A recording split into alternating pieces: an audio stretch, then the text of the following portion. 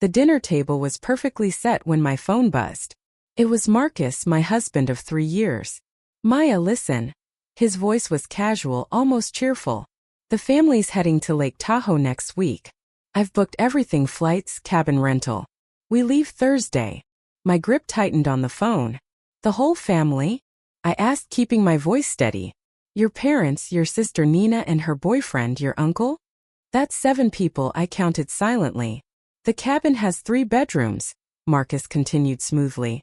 It'll be tight with everyone, so you don't need to come. You understand, right? I understood perfectly. This was the 3rd year. 3 years of marriage, and I'd never been invited to their annual family retreat. The first time they said I was still recovering from my miscarriage. The second time my work schedule was too demanding. This year, no excuse at all. Sure, I said quietly. Have a great time. Knew you'd get it, Maya. You're so easygoing. His relief was audible. Oh, and while I'm gone, don't forget to water my plants on the deck. And those succulents in my office. I hung up and stared at the food I'd spent 2 hours preparing. Marcus's favorite dishes, now destined for the trash. My phone buzzed again, the family group chat. Marcus's mother had posted. Tahoe trip confirmed. Thursday departure. Pack sunscreen, everyone. A stream of excited emojis followed. I scrolled through last year's photos from their Napa Valley trip. 7 smiling faces with vineyard backgrounds. That week I'd been home alone with the flu. When I called Marcus, he said, "Take some medicine, Maya. We're at a wine tasting." Bad signal. Gotta go. My best friend Claire called right then. "Maya? Why are your eyes red?" she asked through the video screen. I tried to lie, but Claire had known me for 12 years. The truth spilled out. "Wake up," Claire said sharply. "They don't see you as family. You're free labor to them." I knew she was right. I just hadn't wanted to face it. "You signed that prenup, remember?" Claire's voice turned serious. "The house is in your name. That's separate property, right?" "Yes, my parents paid the down payment." "Why?" "Just take care of yourself, okay?" But what Claire didn't tell me in that moment would change everything. Because hidden in that prenup was a clause I'd overlooked. One that Marcus and his family were already planning to exploit. After Claire hung up, I stood by the window overlooking the garden Marcus tended so carefully. We'd bought this house together, or so I thought. My parents had paid the $200,000 down payment. I'd used my savings, $85,000 earned over years of work, for renovations. Marcus's family contributed barely $18,000, yet they insisted his name go on the deed. "A man needs status," his mother had said. That night Marcus didn't come home. His text said, "Working late at the firm." It was the 8th time this month. I couldn't sleep. At 2 a.m. I stood outside his home office. We'd promised to respect each other's privacy, but something inside me snapped. I used the emergency key. The office smelled of his cologne. Everything was immaculate. Law books arranged by size, desk spotless. I checked the drawers. Photos of Marcus with his family, barely any of us together. The bottom drawer was locked. Then I saw the safe behind the bookshelf. I tried our anniversary. Wrong. His birthday. Wrong. Finally, his mother's birthday. Click. Inside was a stack of documents. The property deed on top made my blood run cold. Under ownership, it clearly stated, Marcus Chun and Maya Lin, joint tenancy 50-50. That wasn't right. I remembered it being 70/30ths, reflecting our actual contributions. When did this change? I kept searching. Bank statements showed Marcus had $1.8 million, not the $180,000 he'd told me. Worse, there were monthly transfers ranging from $4,000 to $18,000 to someone named Sophia. At the bottom lay a velvet jewelry box. Inside, a diamond bracelet from Cartier. The receipt showed $30,000, purchased on my birthday last year. My gift that day had been grocery store flowers. Beneath the box was a photograph. Marcus embracing a young woman by a lake. Both in matching swimwear, both glowing. The back read in his handwriting, "To my love, Sophia. Lake Tahoe, September 2023.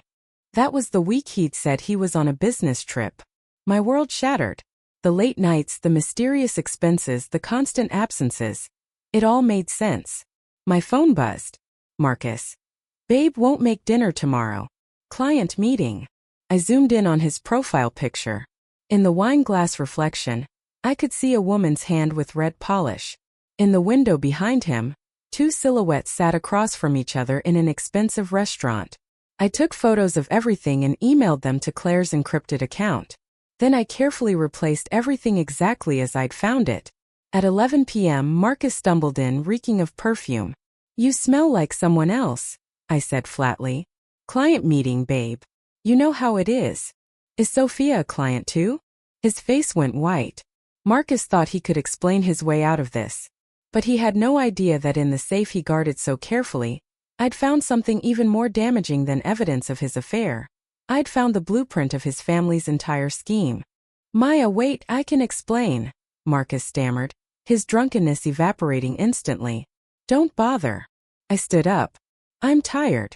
I need to sleep. Oh, and I should buy those gift baskets for your mother tomorrow. The one she wanted from Tahoe. I haven't forgotten. I walked to the bedroom, leaving him frozen in the hallway. I heard him frantically whispering on his phone. Warning Sophia, no doubt. My phone lit up. Claire's text. Tomorrow morning. My office. 9 a.m. sharp. And this time don't ignore what I tell you. I deleted our conversation and lay in bed, staring at the ceiling. The old Maya would have cried all night.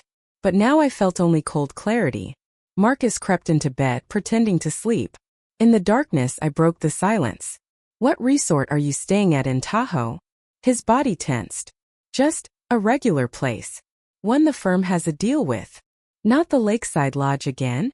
The one with those expensive private cabins. Marcus sat up abruptly. Have you been spying on me? Spying? I turned to face him. The moonlight illuminated his guilty face. You forgot to make your Instagram private. Last November, check-in at Lakeside Lodge. That Cartier bracelet in the photo looked stunning, by the way. You went through my phone? His voice rose. Compared to you cheating with someone for over a year, me looking at your public social media isn't that serious, is it? I got up and turned on the lamp. 3 years with separate finances. I've been serving your entire family like hired help while you had someone on the side. Marcus, you really exceeded my expectations. His face twisted with rage. He grabbed a pillow and hurled it at the wall. You think I wanted this? Coming home to your depressing face every day? Sophia understands me. She knows how to treat a man right. I watched his tantrum with detachment. This was the man I defied my parents to marry. A coward who blamed his wife for his own betrayal. Let's divorce, I said simply. You can go be with your Sophia. I'll live in peace. Marcus laughed bitterly. Divorce? Dream on. Half this house is mine. You think your little salary can cover the mortgage after we split. So that was it. He had it all calculated. He was certain I'd never dare leave. We'll see about that, I said, lying back down and turning off the light.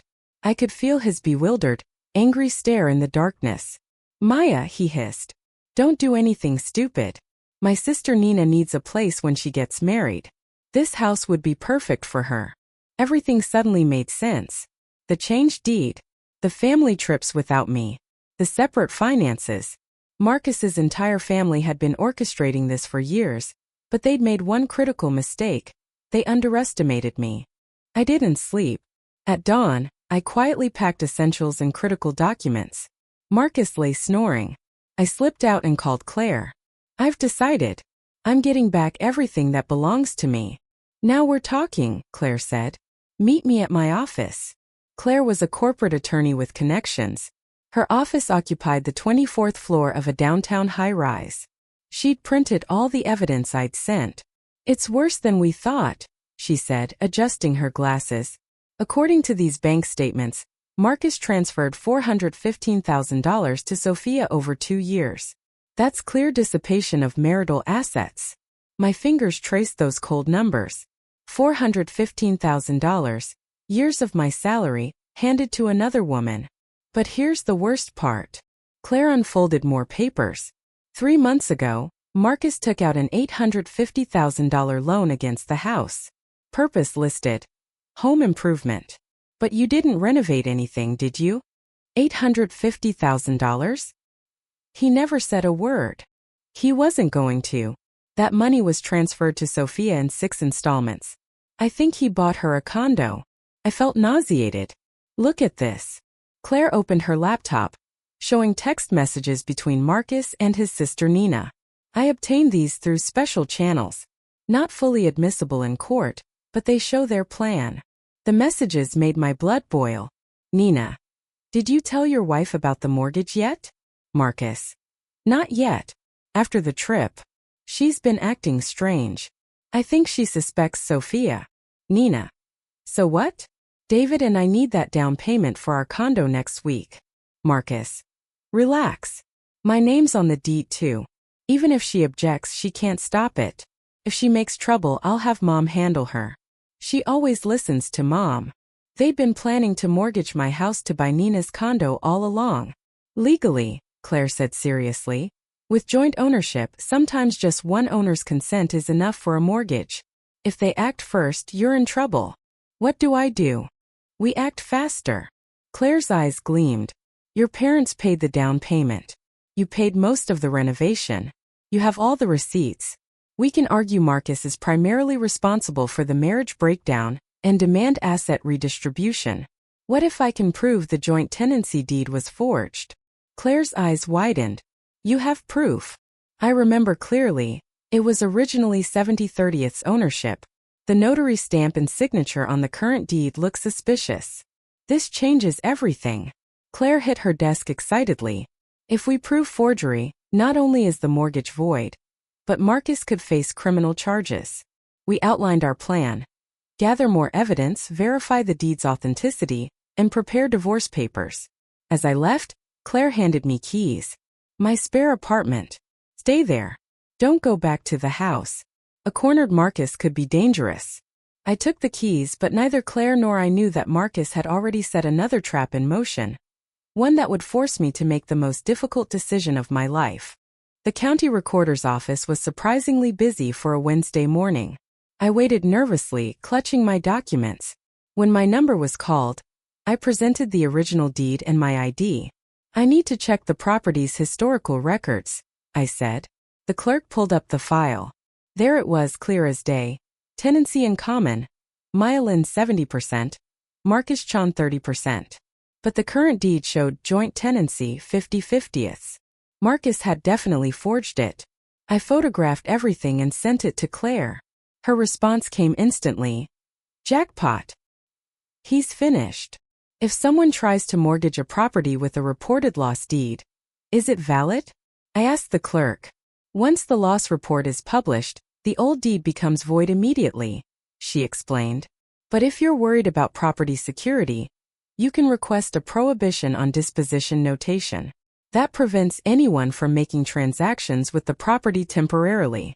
Perfect. I filled out the application, clearly writing under reason.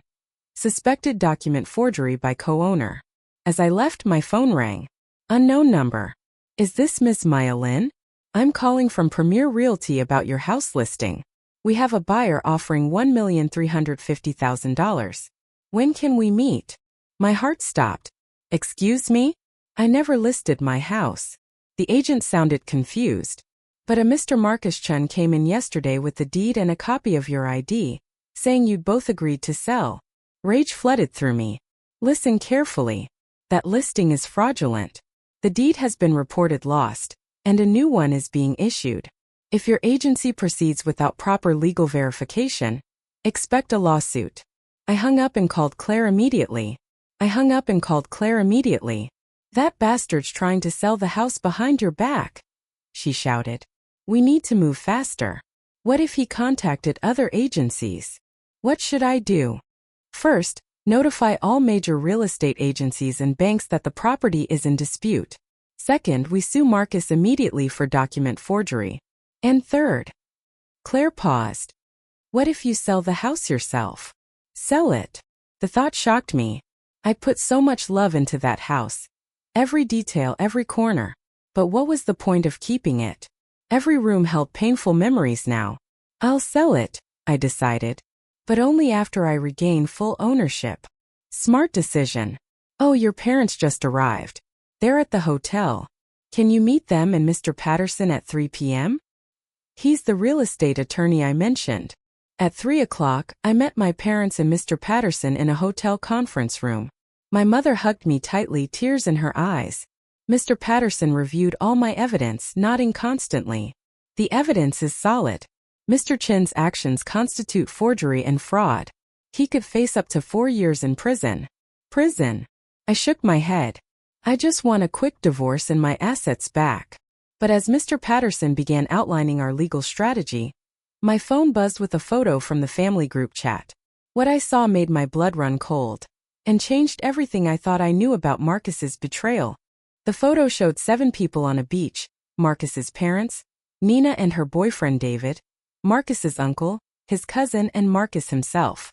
But he wasn't alone. His arm was around a woman's waist. Sophia. She wore a bright sundress and was laughing, looking completely at ease. The caption read, "Family Beach Day. Only missing the daughter-in-law LOL. They brought his mistress on the family trip.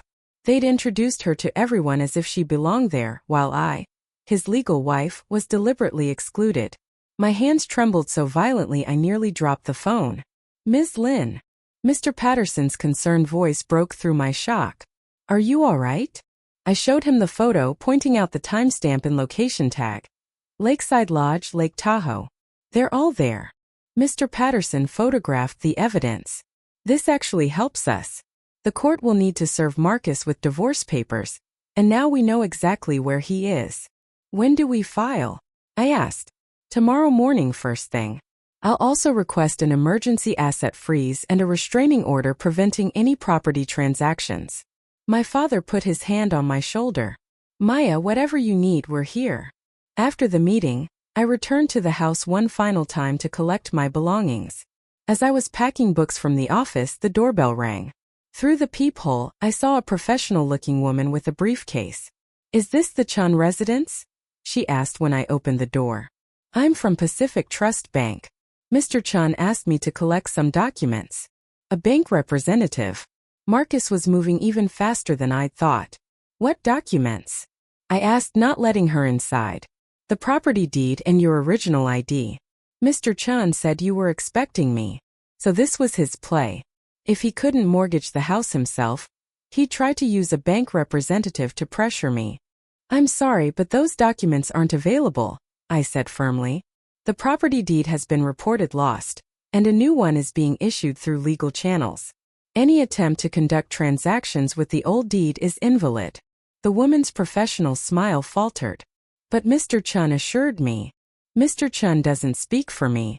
If your bank attempts to process any loan application without my explicit written consent and proper verification, you'll be complicit in fraud. I suggest you contact your legal department." I closed the door on her shocked face and immediately called Claire. "They sent a bank rep to pressure me," I explained. "They're desperate," Claire said. "That's good for us. Desperate people make mistakes. Keep packing your things and get out of there. Tomorrow we go on the offensive." That night, in Claire's spare apartment, I lay awake thinking about the life I'd built with Marcus, or rather the illusion of a life. The next morning would bring the beginning of the end. But what I didn't know was that Marcus had one final card to play, and it would force me to risk everything I'd worked for. Thursday morning, 8 a.m. Claire and I stood outside the courthouse with Mr. Patterson. "Ready?" he asked, his briefcase full of evidence. I nodded, though my hands were shaking. "Let's do this." We filed for divorce, citing Marcus's infidelity and fraudulent handling of marital assets. We also filed for emergency injunctive relief, asset freeze, restraining order on property transactions, and a demand for Marcus's immediate return. "The court will serve him today," Mr. Patterson said. "He'll have 30 days to respond, but given the emergency nature of our injunctions, we'll have a preliminary hearing within 72 hours. As we left the courthouse, my phone rang. "Marcus." "Don't answer," Claire advised. I ignored her and picked up. "Hello. Maya." Marcus's voice was pure rage. "What the hell do you think you're doing? The bank just called me saying the house is in litigation. I have buyers lined up." "Buyers for MY house?" I kept my voice calm. "The house my parents paid for?" The house you forged documents to steal. You're insane. I'm coming back right now, and we're going to settle this. You'll be served with divorce papers today, I interrupted. And if you try to come to the house, you'll be violating a restraining order. I'd advise you to get a lawyer, Marcus. You're going to need one. I hung up before he could respond. That felt good, didn't it? Claire grinned. My phone exploded with messages. Marcus's mother, Nina, even his cousin, all demanding to know what I was doing, how I could betray the family, how ungrateful I was. I blocked them all. But then came a message that made me pause. It was from Sophia. Maya, I'm sorry. I didn't know he was married until 2 months ago. When I found out, I tried to end it, but Marcus said you two were separated and getting divorced. He said the house was his, that he'd put everything into it. I believed him. I'm sorry. I stared at the message. Part of me wanted to hate her. But I realized she was a victim too. Marcus had lied to both of us. I replied. Do you have any proof of what he told you? Text messages, anything? Her response came quickly. Yes. Many. He told me he bought a condo for us with his own money. He said his family supported us. He promised we'd be together once his complicated divorce was finalized. Would you be willing to provide those messages to my attorney? A long pause. Then yes. He lied to me too. I want him to face consequences. Sophia sent me everything. Texts where Marcus called me controlling and obsessed with money. Messages where he promised her a future together. Even bank receipts showing he'd used the mortgage money to buy her a condo in her name alone. This was more than I'd hoped for. With Sophia's cooperation, our case became airtight. But Marcus had one last desperate move. And when I discovered what it was, I realized that this battle wasn't just about money or property anymore. It was about my very identity. The preliminary hearing was set for Monday morning. Mr. Patterson was confident, but I couldn't shake my anxiety. Friday afternoon, I received a notification from my bank. Someone had attempted to access my personal savings account, the one Marcus didn't know about, using my social security number and forged authorization. He's trying to drain your assets before the court freezes everything, Claire said when I told her. We need to notify the authorities. This is identity theft. We filed a police report immediately. The detective assigned to the case was a no-nonsense woman named Detective Rodriguez. We see this a lot in divorce cases, she said. Spouses trying to hide or steal assets before legal proceedings. But what we have here is more serious: document forgery, identity theft, fraud. This could result in criminal charges independent of your divorce. I just want it to be over, I admitted. I want my property back, and I want to move on with my life. That's understandable, Detective Rodriguez said. But the state may choose to prosecute regardless of your wishes, especially with evidence this clear. Monday morning arrived. The courtroom was austere, all wood paneling and fluorescent lights. Marcus sat across the aisle with his attorney, a sharp-suited man who looked expensive. Marcus refused to meet my eyes. His family filled the benches behind him. His parents, Nina, his uncle, all glaring at me as if I were the villain in this story. The judge, a stern woman in her 60s, reviewed our filings with meticulous attention. Mr. Chan, she finally said, the evidence presented suggests serious irregularities in your handling of marital property.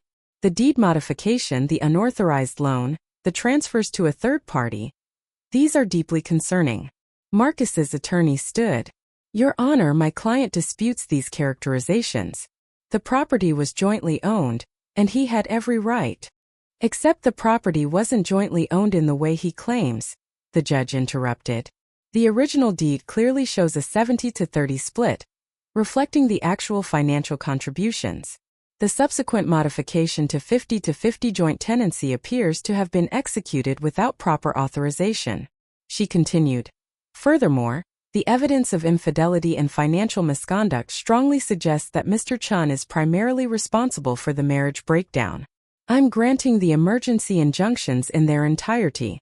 All property transactions are frozen pending full trial. Mr. Chin's assets are frozen.